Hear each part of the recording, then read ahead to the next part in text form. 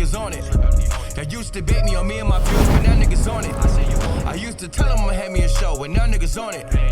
Her homies on it, your homies on it. Y'all's the hater, and all of my moves, but now niggas on it. They used to debate me on me and my views, but now niggas on it. I used to tell them I'ma have me a show, but now niggas on it. Her homies on it, your homies on it. Realest Podcast ever, we back. It's your boy C Diddy. That makes me sick. We here on location, man. This interview right here, long time coming. What's that? For sure. This somebody I got a little bit of personal history with. I like to feel like I helped a little something in the beginning. He did all the hard work on his own, man. If not his first show, I did one of his big shows at the TLA back in 2019. He's somebody whose talent and star power I seen early on just from some Instagram clips, and I wanted to do what I could do at the time, to help further that along. Now he's getting everything out of this game I knew he would get and leaning into his stardom. Rapper, TikTok sensation, millions of views on YouTube, TV star, $1 million deals, $1 million deals. Gangsta. He doing it all, man.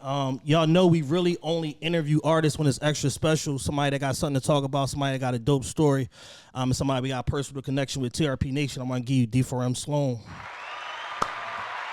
Yeah, man, how y'all feeling today? Right, man, what's good? Man, I'm feeling good. You the man of the hour right now. You know what I'm saying? You got the city buzzing. You know that $1 million deal.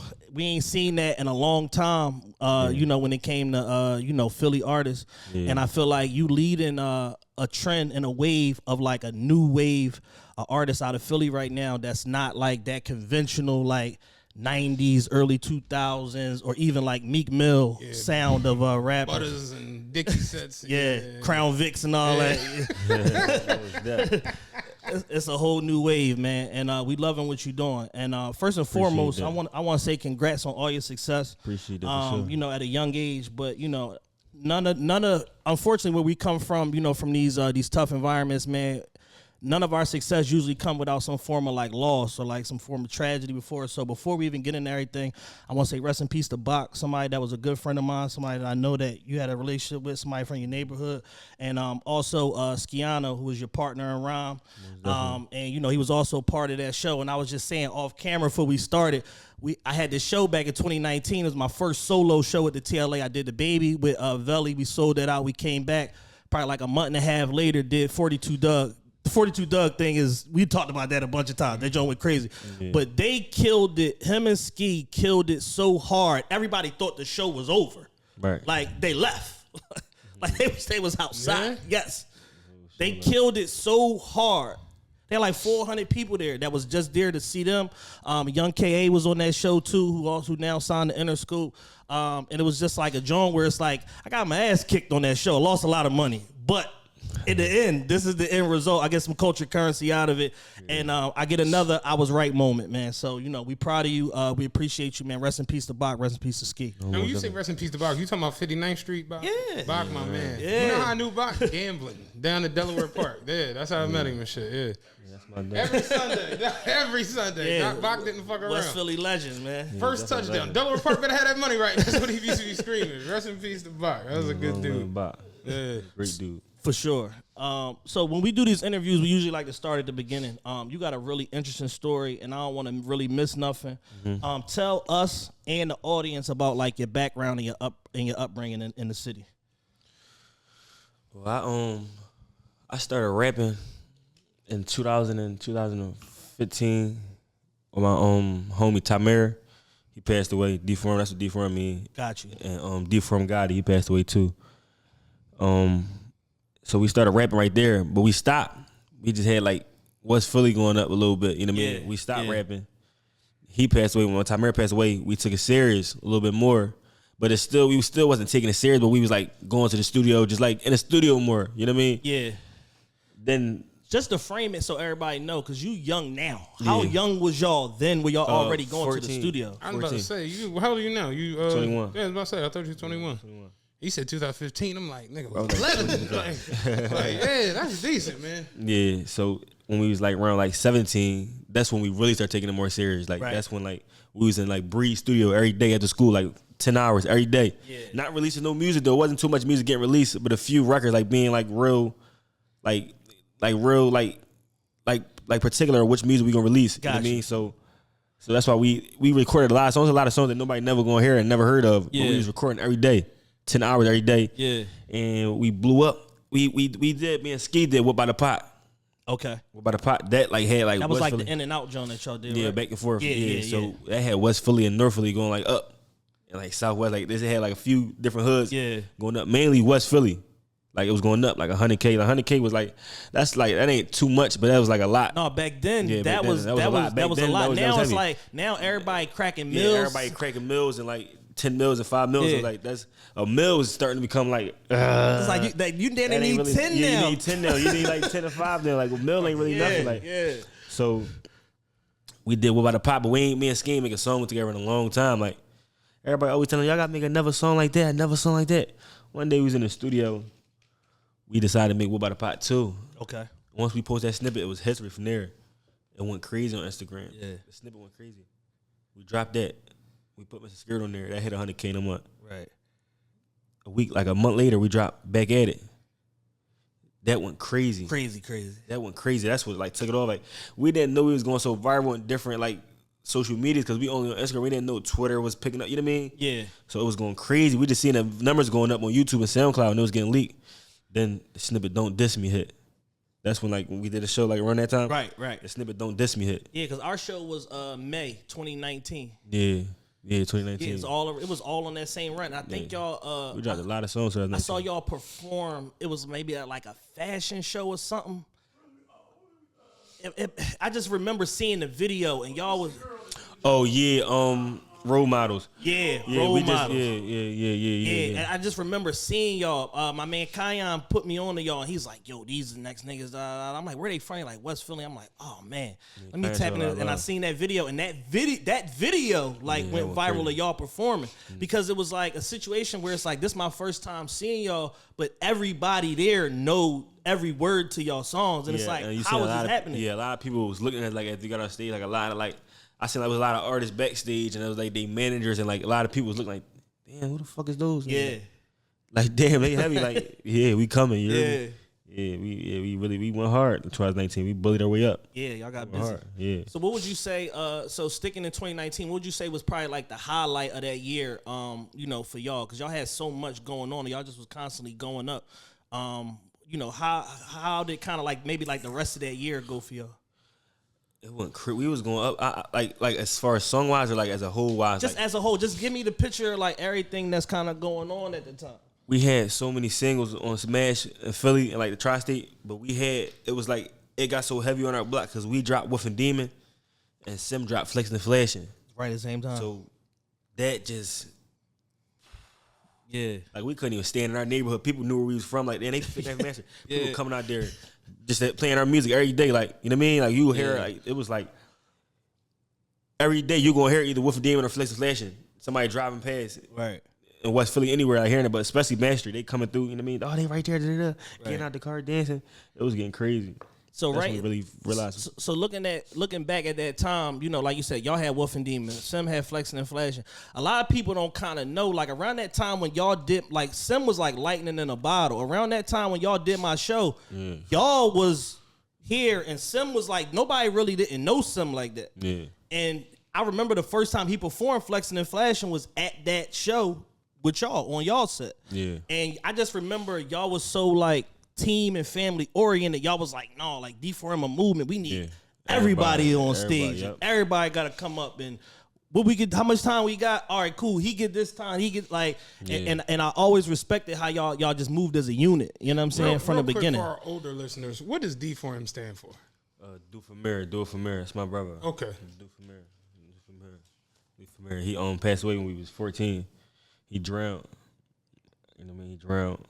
But he was taking music serious. He loved me. This was his passion. Like he really, like we always talk about this. Like, damn, when we get older, like, yo, we gonna be this, that, and right. We never thought about being big in the city because nobody was even big in the city at that time. When we were it was kind of like a dead period a little bit for Philly. There wasn't no like youngins. Like, you had like Quilly Mills, Pammy Rock, Meek Mill, Core. Like it was like, and they wasn't like it wasn't feel. You know what I mean? Like you had the biggest was like Meek Mill, Uzi, but you had like. Them like they was a little older. I think the three was Meek, Uzi, and Rock. Yeah, that was like the main three at that time. That kind of had everything going on. Yeah, so it wasn't really too much like yo, we trying to get popping in the city. We trying to get your neighborhood popping. We trying like go up. We trying to get a deal. We trying to be at the BT Wars. You know what I'm saying? That's what we was thinking about. We wasn't thinking about blowing up in Philly at all. You know what I'm saying? But yeah, that was our dream. You know what I mean? But then we really did. How would you say that West Philly had an impact on you, and you know, in your music, and you know how your style kind of like came together? Is that how West Philly? Yeah, like the type of impact, like just the environment that you was in had on your artistry, and you know, the man that you are today. I wouldn't even say like this as West Philly like particularly we had like an impact. Philly period. Okay. But you know what I mean? It had an impact on it like just as far as like the grittiness, you know what I mean? Yeah. But yeah, that's as far as the grittiness, it's like Philly had you know what I mean? Philly as a whole. Right. I wouldn't even just say West Philly because like each part is like, you know what I mean? Got you. Yeah. You got a real, you know, I kind of talked about in the beginning. You got a real unique rap style. And you don't sound like nobody, not just Philly, just period. Mm-hmm. You sound like you. Like, it's nobody that sound like you. Yeah, I give you that. There is no like it's crazy, but like my gym playlist, the Drive Who Crazy. That's the most aggressive love record I've ever heard. Almost done. And I can't turn that shit off. Yeah. Like and it's like, it don't sound it's like crazy. I was just saying that it's hard. Like I be trying to make like little love songs, but they be so thug. It's aggressive. It ain't a love shit. song, it's a thug song. Yeah, but I'm dead serious. Like I be trying. Like I be in the studio for hours trying to make like a lovey emotional rap, but I start getting gangster. It's like DMX shit. Like I can't help but bark. Like I can't help it. Real shit. That's the perfect way to put it. I can't help but bark. Yeah, but the Drive Who Crazy, John. That's no, that shit is fire. Yeah, that's a good so record. overall, how would you being as though it's 101 and it's just you? How would you describe your style? Trap rock. That's hard. Trap rock. That's hard. Trap rock start with Give that some class. Yeah, that's hard. That's not something you hear every day. Yeah, just pure swag. It's just swag. I like to swag my music out, like to the point where like if I'm saying something, I want you to ball your face up like you like my voice. People will be like so like hypnotized by my voice, and some people might just like my voice. Like damn, I love his voice. But when you really listen to what I'm saying, I'm giving this like song swag. I'm really saying something. I'm not. Yeah. I might have to slow it down for you to really hear me because you might. Right. Do you think people a lot of your stuff the one-liners and the slick shit and the bars that you be saying, you think people be like missing it because they get caught up in your style and your delivery? Some people, but if I read through the comments to see like sometimes you be like, and they didn't catch this part. Like they might catch a part that really wasn't nothing, but they won't catch it. Just like Drive Crazy. Like a lot of people caught the fuck all night till the love going, but nobody caught hump that one done by two, baby. Like I was there, like nobody caught that part, hump that one done by two. There's certain little parts that I be saying like they had catch, but they wouldn't catch. You know what I mean? Yeah. But I ain't mad at it. It's still some people do though. Yeah. I like that aggressive. That shit is it's a good record. Yeah. Fuck all night till the drugs going. Like, it's a good job. Good job, really. Yeah. Be anonymous. I feel like. Yeah. What would you say is it was like the first moment when you felt like, yo, I could be like a professional, like I could really like do this rap thing at a high level? The fans, they like a big like motivation, like inspiration on like everything. You know what I mean? Like just seeing how they react. You know what I mean? When they see me and just period, like I remember one time I was just like, I was standing on the corner of 59th Master. I still got the video on my phone to this day. Like I got it in my archives. It was kids on the yellow bus. They was coming from school. I don't know if they was coming from like after school program. Yeah. But they seen me on a corner and they went off. Like he just recorded us. We famous. But it's like, damn, like I'm still in school. Right. But I'm blowing up, but I'm still in school. Yeah. And I'm in school too. And people asking to come take pictures with me in school, who go to school with me, like you know what I mean? So that just made me think like not to be like cocky and but I'm bigger than this. I don't even want to be in school anymore. I stopped going. Yeah. What school did you go to? I went to Shoemaker, Matthew Shoemaker. Okay. Yeah. Stay in school though, like you know what I mean? That ain't for like everybody to do. But I felt like, damn, like I don't need once I left, I elevated. You know what I mean? Because I feel like they see me every day. They won't even want to listen. You know what I mean? They won't even want to pay to come see me at the show. They see me every day for free in school. Right. You got the Joe Budden shit you was talking about? Yeah, like Joe Budden had a situation like that some years ago. When he was signed to Def Jam, he had an opportunity to host a Hot 97 morning show, like as the main host, like Joe Budden in the morning. And Kevin Lyles basically told him like, "Yo, you can't be on the radio every day if you want to be an artist because if you know people can hear you every day for free, they're not gonna buy your product when it come out. They're like not incentivized. They're not incentivized to go spend money because it's like, oh, I can just get whatever I need from it in this free format like or whatever. so easy access. Yeah, That's crazy. I didn't even know that. That's that shit that's real. a way to think about that too. Like, you hear artists every day on the radio, just you ain't even gonna want. Accessibility is a real thing. That's your career now. That's what you can't be. Something that I noticed about you, I feel like you do a good job of you know, picking your spots and like what you wanna fuck with, who you wanna collab with, when you wanna release a record, like your snippets, like everything you do seem like real intentional about like your releases and your rollouts and all of that stuff. And how did you develop that at like such a young age to be so like savvy with how you drop your music? I'm a student of the game, so I'm watching. Like I see where you can go wrong at and where you can't go wrong at. Got you. But I know that like releasing so much music and snippets, people might get tired of you. Like I hear like you hearing so much music. It ain't wrong to release a lot of music, but like at the level that I'm at, I'm at a good level, but I'm not to the point where I can drop every single day. You're not where you're gonna be in 6 months or a year. Yeah, I ain't rocking just drop every day and they eating all, you know what I mean, the music up. But I see that like being smart and knowing when to release is like it's effective. It's effective with my. Yeah. I just watch it, you know what I mean? I just know that content, if I'm not releasing, I'm giving content, stuff like that. Right. Yeah, just being real strategic with it. Yeah, there's so much that goes into being an artist. Like, as we was talking about that shit the other day, like, you look at, like, back in the day, like, unsigned hype. That was a real thing. Like, motherfuckers would really be in the magazine and they would really get deals off of that shit. You know what I mean? And now it's like you got to have so many lanes covered to get put. That shit is nuts when you really think about it. Like, it's not just putting out songs. Like you said, content, being on this, TikTok, this, that, and that shit is, it seems tiring. You know what I mean? That's as an old nigga. You know what I mean? I know I ain't got no much patience for this shit. It's funny because my little cousin, is my cousin? Stepbrother's son, what would that be? Cousin, stepbrother, son. Yeah, something. I can't even put that one together. He part of the family. You know what I'm saying? But he texts me all the time, whatever. And, you know, we'll talk about the show. Yo, what's up with the show? Who you there? I'll be like, oh, you know, we doing this, and the third. And I'm texting him today. He's like, what you doing? I'm about to go to Jersey. We interviewing D4M Sloan. He called me. Say word. Where you at right now? Like, he's 16, though. He's like, no, real shit? I'm like, no, real talk. He like, no, that's what's up. Like, tell him I fucks with him. I'm like, all right. Kenny fuck with you. You know what I'm saying? Just throwing that out there. Appreciate that, Kenny. Shout out to Kenny. Shout out to Kenny. Yeah. But nah, it's like the you know, just watching it, seeing it. I was saying that shit to my brother-in-law. Like, the kids now, like you said, you was doing this 15, 16. Like, oh no, you know, we took it serious at 14. Like, it's amazing watching that shit where it's like they have the mindset of like, no, I'm gonna do this. I'm gonna be this artist. And then really be doing it. Dog. I was standing out in front of the school. The young boy was on the phone. He like, no bullshit. He was like 14. He was like, yeah, my goal is to have 10,000 followers on my YouTube page by the end of the summer. And woo-woo-woo. And I'm just like, yo, at 14, we was flipping our eyelids inside out. Like, just doing dumb shit. This shit is amazing watching it, man. It's decent. So let me ask you this: by your own standard, like nobody else, just your own standard. What do you feel like is your biggest accomplishment so far in your career? Overall, just overall, yeah. It could be anything. Can I say two? I'm gonna say two. This is your interview. You can do whatever you want. 10. You could do 10. Number one, I'm gonna say being on Bel Air, being like on the TV show, cause that's like major to me. Like, you know, that's huge. That's major because I feel like, damn, I'm really on TV. Like, yeah. Like, I know my old teachers and like from back then, like, damn, I thought you said. I just know people seeing like, damn, he really on TV. Yeah.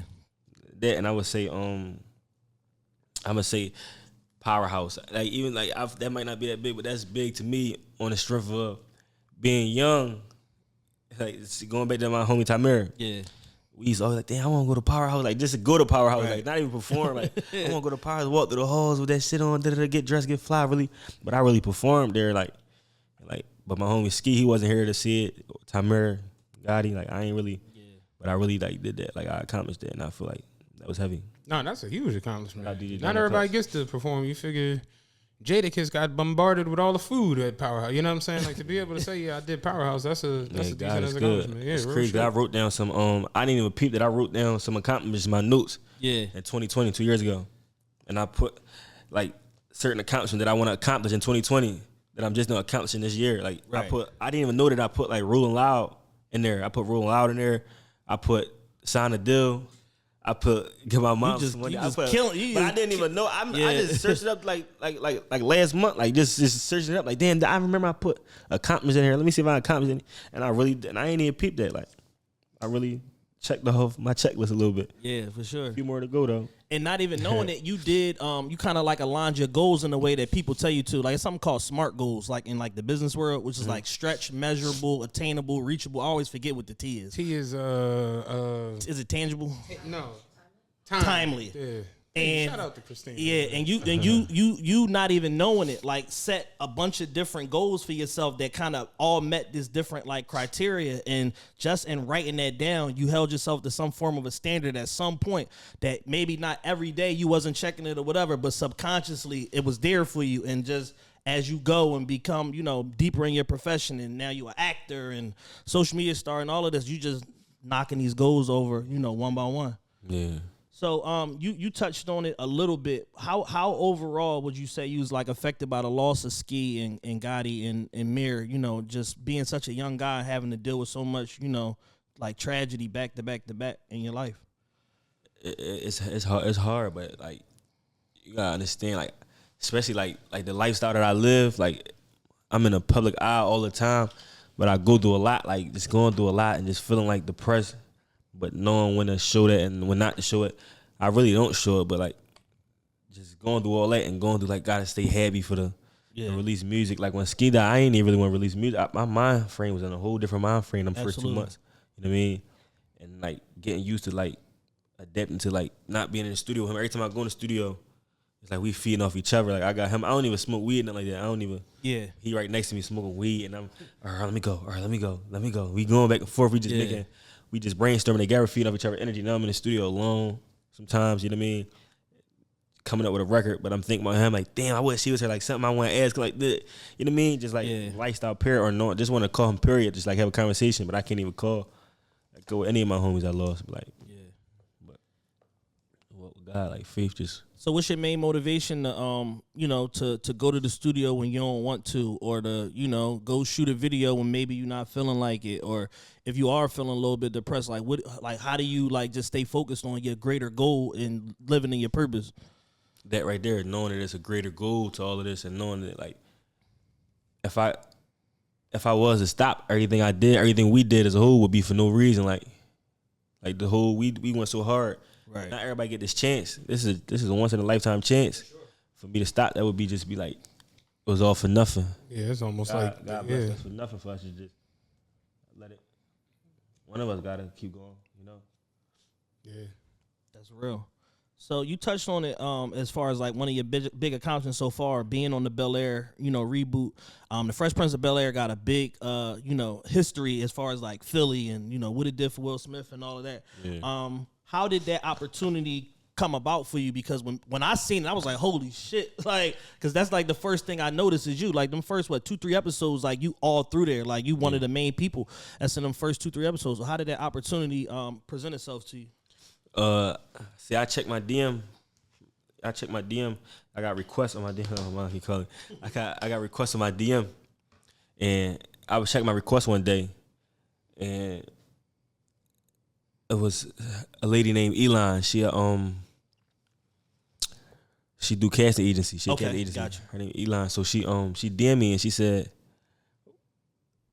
I forgot exactly what she said. I would have to go see exactly what she said. She said, I know you still got the DM. I still got the DM. I keep on DM. That's a life changer. You got to keep that joint. I think it's interesting that you got a fucking TV show and you're requesting a DM. She said, hello.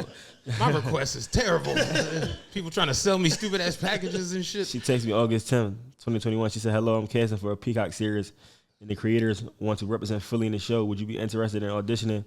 What's your email or your rep's email? I sent to my manager Instagram. She texted him. She sent us the script. Yeah. We did a self audition tape. Sent it back like the next day, but they started getting back with us like week after week, but not knowing that the director of the show, Morgan Cooper, he was a fan of my music. He from Kansas City. Yeah. So when it got to him, he already knew. But he told her to reach out. He let her know who to reach out to. You know what I'm saying? So, and it went like that. So how was the the whole experience as far as like, filming the show and and knowing that you got this bomb like in your back pocket and you can't really, say with so much or tell with so many people, and then when it finally came out, like what was some of the feedback that you got from people? It was crazy. You can search it. Sometimes I look at my name on Twitter to see what people saying. Like you search your own name. I just went crazy, but it's crazy because while we was filming in West Philly, and we was also filming like around the corner from my neighborhood. 59th Mass, we was recording on 58th and Thompson, and recording on 60th Market. Gotcha. So it was so many people out there already, not knowing it's a movie, but they know a lot of these people know me already because I'm a rapper. You know? So people taking pictures, but they recording, you know what I mean? Then it was paparazzi there too, like from London. Damn. So they was like different on websites, like on Google. So it was crazy. It was a crazy experience. It was a fun experience too. Damn. Yeah, that's nuts. So how was it for you, when it came out?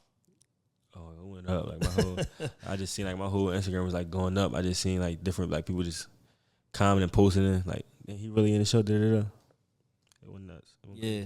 Yeah, I just went and checked my requests. Ain't no TV shows in there. So, do you have any plans to do, to do more acting?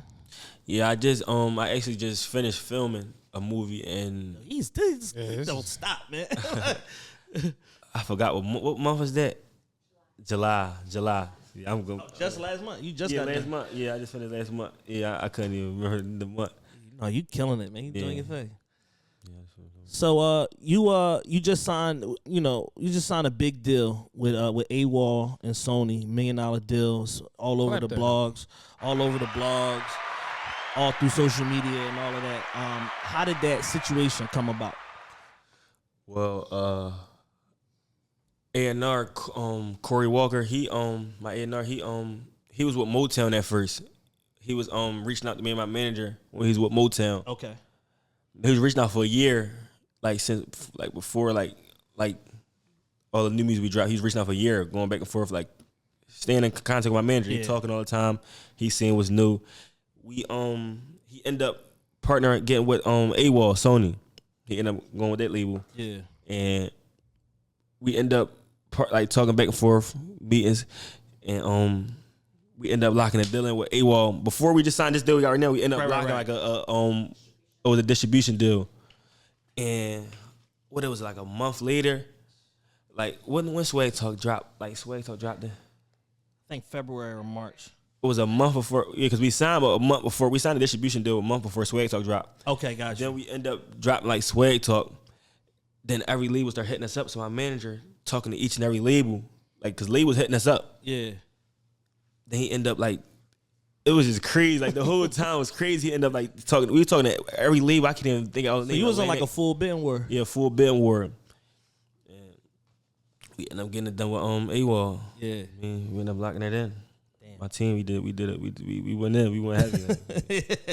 You did your thing. So I mean, from the looks of it, you appear to be, and I'm sure you know better than anybody, you appear to be AWAL's like flagship artist. Like they putting like the house on Sloan.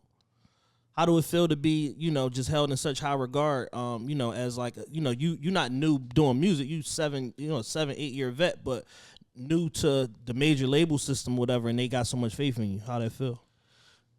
We on the floor. We running. we gonna keep elevating. We ain't gonna stop. We ain't letting nobody down. This gonna be a hell of a year. Like we gonna see how it go. How much more we elevate this year. We elevating every year, but we gonna see how much of a jump. You elevating every month. Yeah, that shit is weekly.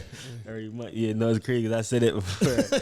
It'll like every month. Like we gonna see like this year how big of a leap we hop elevating. Yeah, with so much we got planned in the store. So God is good. We gonna keep going and praying. Yeah, for sure. So out of everything that you've been doing, rapping, acting, the TikTok stuff, social media, everything like that, what do you like the most? If you had to pick. I answered this question before. I said this question before, but I really didn't. I don't got too much. I like acting a lot. I like acting. It's fun. It's like a whole different world. With like even with just like the stuff you do like behind it, like the behind the scenes stuff, like like events and stuff like that. But I like rapping is my whole entire life. Like my whole entire life is like kind of based around it on like just like my everyday life and what I do. So I like. I would say last time I said I like acting more, but I like a mutual. Okay. But that's a fair answer. It's a fair answer. So once I get like more into like, I can. Somebody give you $10 million to do a movie, you might feel different. Yeah, I might feel different. You're right, I might get a different answer. What do you? How do you? I'm sorry, I framed that question wrong. How do you feel about like the overall Philly music scene right now? You got a lot of different artists that's doing their thing. Going viral. Getting big record deals and stuff like that. How do you feel about the overall scene right now and your place in it? It's going crazy. I say this every interview, like since like back in the day, like it's going crazy, and I hope it don't stop. Like I hope everybody keep elevating to the point where like they got no choice but to respect like the city, like as a whole, and really like respect like in the industry, like really respect it, because it ain't too many people from Philly that really took it to the next level. Absolutely. So I hope a few people really. Yeah. Is it anybody that's out there, whether Philly or like mainstream artists, whatever, that you want to collab with? I got a few collabs with like Philly artists. Like I got the most collabs with Too Rare. We got like 4 records. Too Rare going crazy right now. He doing his thing. He definitely going crazy. We got like 3-4 records. I got records with. Who else we feel like I got records with? Sim Santana making a comeback too. We got some records we got to drop. Y'all gonna see more of him soon. As far as like mainstream, is Sim at Sony too? He was with Columbia. Columbia, okay. Yeah, that's all Sony. Oh, it's all this building. Sony RCA Columbia. Yeah. As far as mainstream, I want to work with Doja Cat. I don't think I should speak. Christina on camera like yeah. Stay tuned. You gotta give us something to grow on. You know what I mean? I respect it. All right, bet. Philly right now is not like it was back in the day. Like where it was like, you remember that like the one rapper get on with a rapper from somewhere else, and then eventually maybe somebody. It's like it's every day. It seems like it's new little cliques and rappers just popping. Kenny, who is this? You know, like that to where because every day it's like you say, somebody. It's crazy. Yeah, every day, it's crazy. Just watching like how it go, like how the music changed. Like we're in a different spot than what we were years ago. Because I always felt like Philly was the most like imitated place out there.